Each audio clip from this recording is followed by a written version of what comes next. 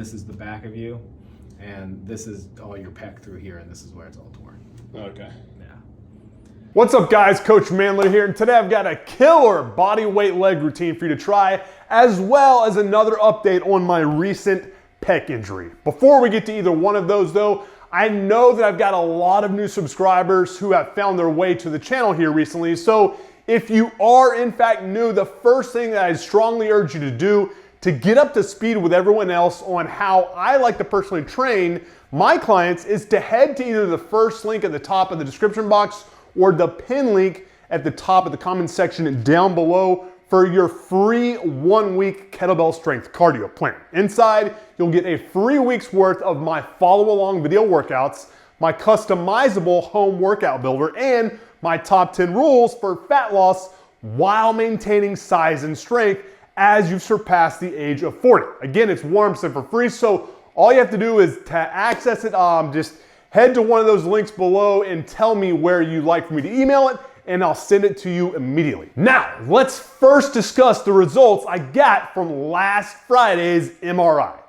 Unfortunately, the number one on my orthopedic surgery team is skiing somewhere out west right now, so I don't have a true definitive game plan at the moment, but here's what the results from the images reveal. Now, pardon the nerd talk, I'm just gonna relay exactly what the PA told me after he looked at the MRI results and then bring it back to layman's meatheads terms for you. So, here's what we've got. There is at least a partial tear along the musculotendinous junction of the pec muscle.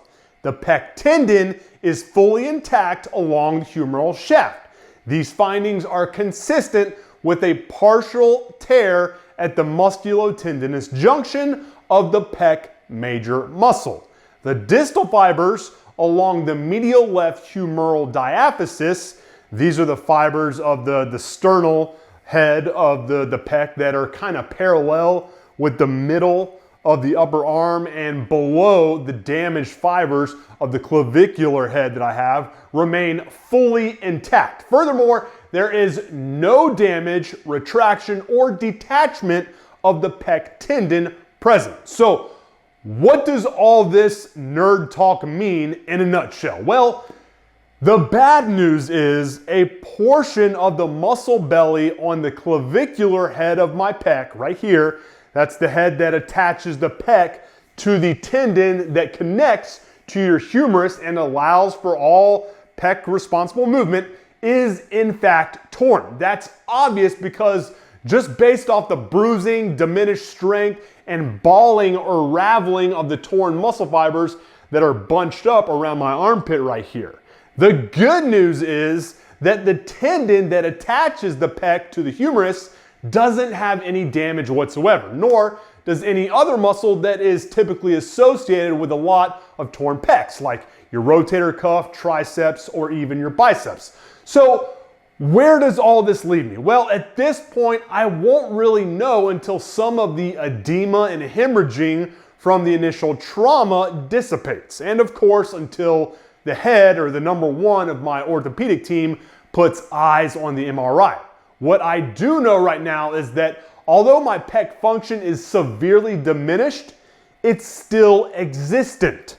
The tendon being completely intact and rotator cuff being totally unharmed is a very good thing. There is some edema and hemorrhaging, as you can see with the bruising and discoloration around here, and there is some slight balling up or raveling up of the damaged fibers from the clavicular head. But all in all, this could be way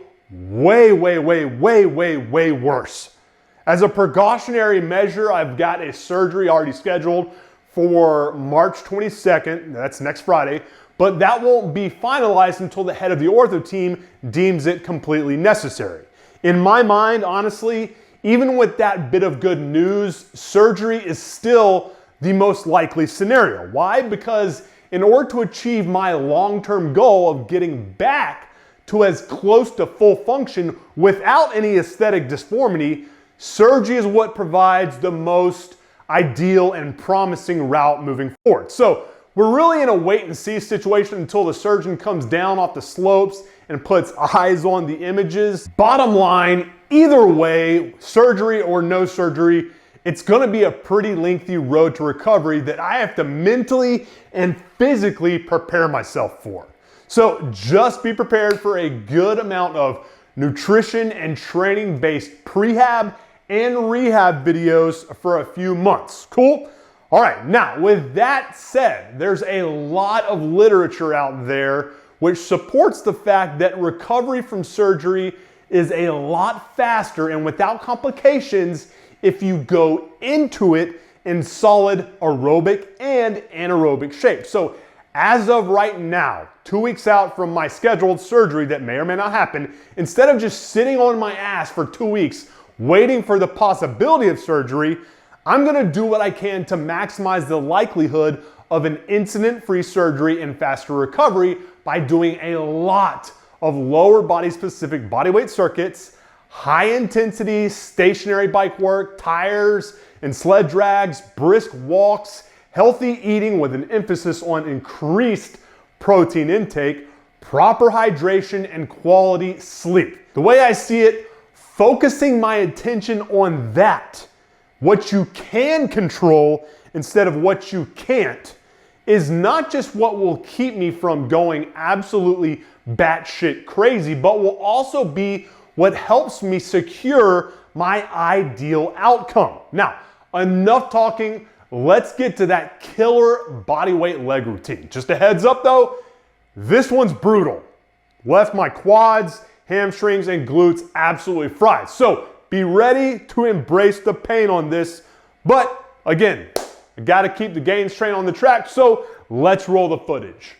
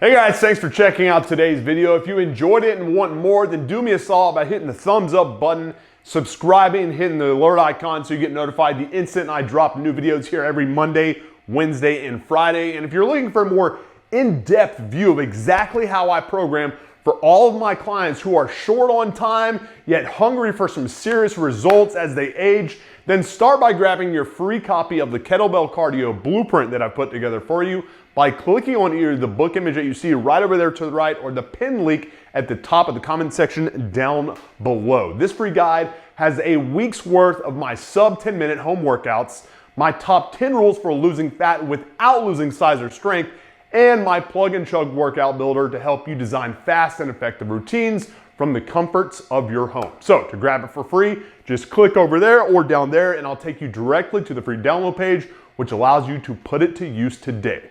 Appreciate your time, guys. Have a good one. MANdler out.